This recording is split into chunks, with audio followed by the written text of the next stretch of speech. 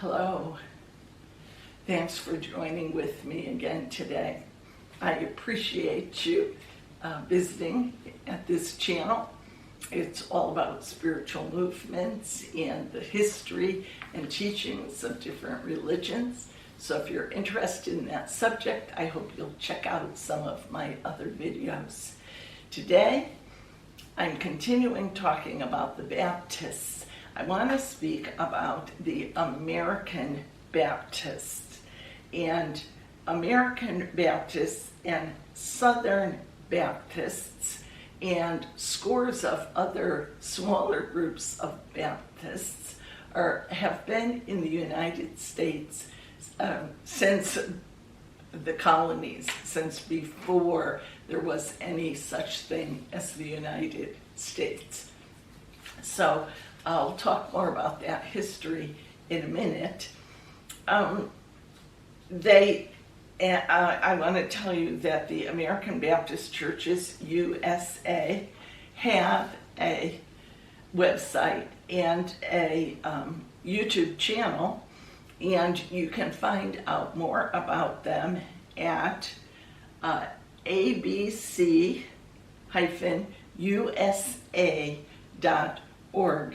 And so I'm going to read a few quotes from what they have on their site.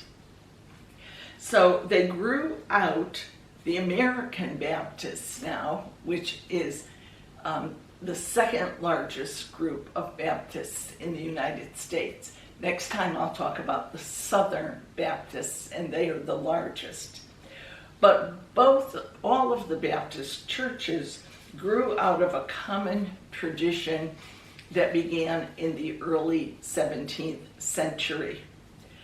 They emphasized the lordship and atoning sacrifice of Jesus, believers' baptism, and I talked about that in the first video I did about the Baptists, so you can check that out for an explanation, and the ability of all believers to be in a direct relationship with God and to interpret the scriptures. In other words, they did not need a priest, a bishop, a pope, or a minister of any kind in order to have a relationship with God. They also believed in the influence of the Holy Spirit on the individual's life. And their polity was to have autonomous congregations. In other words, each congregation in the American Baptist Church and in most of the Baptist churches rely on local government and no interference from a hierarchy. That idea came from Congregationalism during the 16th century in England, which rejected what was called the parish structure of the church. That was, in the Church of England, whatever community you were born in, you were considered a member of and were baptized into the local Church of England. The Congregationalists wanted what was called a gathered church, and that was people who voluntarily came together because they were of like minds and faith and worshiped together, and the Baptists embraced that concept. The earliest Baptist churches were 1609 to 1612 were in Holland, because there was more religious toleration than in England. And among their leader was a man named John Smythe, who led the first congregation of 36 men and women, and another man named Thomas Helwys, who returned to England in 1612 and established the very first Baptist church in England. Well, In my introduction to the Baptists, I talked to you about the general and the particular, the two sections of the early Baptist church. At that time, Calvinism tended to be the more popular of the two, with an emphasis on a predestined elect congregation of people. Over time, and up until the modern Baptist movement, they have tended to move toward the Arminian, or the general theory of salvation, where each individual makes the choice to follow Christ or not. Then in the early 1630s, Roger Williams, formerly a Church of England member, he took up clerical responsibilities in Massachusetts, in the colonies of New England in the New World. He became estranged from authorities in the Massachusetts Bay Colony over the failure of the church and the civil functions, in other words, church and state, to be independent of one another.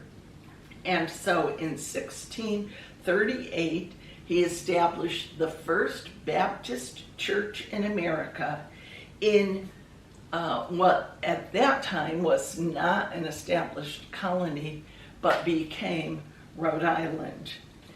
And it was the first government founded on the premise of absolute religious freedom.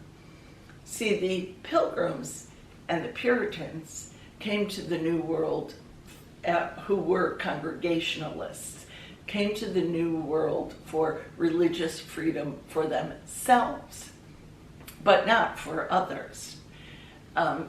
It's hard for a Congregationalist today, or people who honor those first Puritan and Pilgrim leaders, to realize that.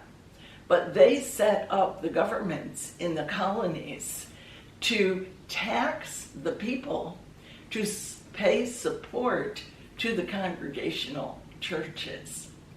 So the New World, New England, started out with a state church. It was just a new state church. And Roger Williams and those Baptists at that time worked for a complete separation of church and state. Baptist activity developed through the 17th century in New Jersey and Philadelphia, and they began to form associations of small Baptist churches. There was a split in the Baptist church, and basically in about 1845. And it was over the issue of slavery. The American Baptist Foreign Mission Society determined that it could not appoint any candidate for service who held slaves. And when the American Baptist Home Mission Society decided separate and northern and southern conventions were necessary, the Southern Baptist Convention was formed in response. When I speak about the Southern Baptists, we'll talk more about their stand on slavery. Suffice it here to say they were pro-slavery and continued to be pro-segregation right through the civil rights movement of the 1960s. So that Southern Baptist Convention had a very different stance on slavery than the Northern Baptist Convention. Well, today the Northern Baptist Convention has been renamed the American Baptist Convention, the ABC. That was in 1950. And it's currently the American Baptist Churches USA. Now, most of their churches are in northern states, but there are some in the southern states. Throughout their history, American Baptists have been led by the gospel mandates to be directly active in the institutions of society to promote holistic and healing change. The tradition of social outreach and ministry extends back to the enfranchisement and education of freedmen following the Civil War, through frontline advocacy of the civil rights movement, the empowerment of women in church and society, ecological responsibility, and many contemporary issues of justice.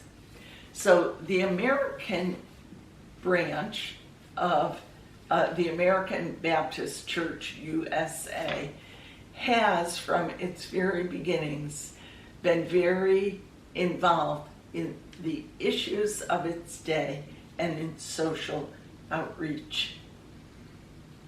American Baptist churches today is the most racially inclusive body within Protestantism, and will, within the next few years, be comprised of no racial or ethnic majority group. They've always been engaged in ecumenical ministry, both locally and in bodies such as the National Council of Churches of Christ, the World Council of Churches, and the Baptist World Alliance.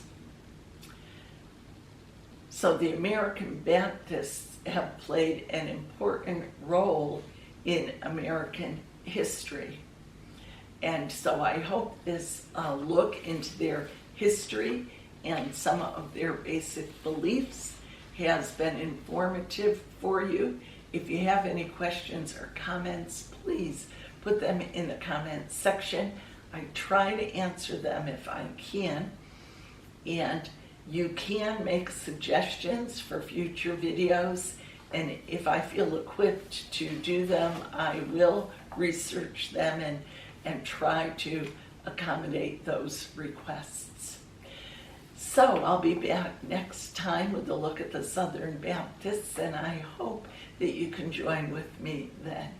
In the meantime, take care, have a great week, and I'll see you soon.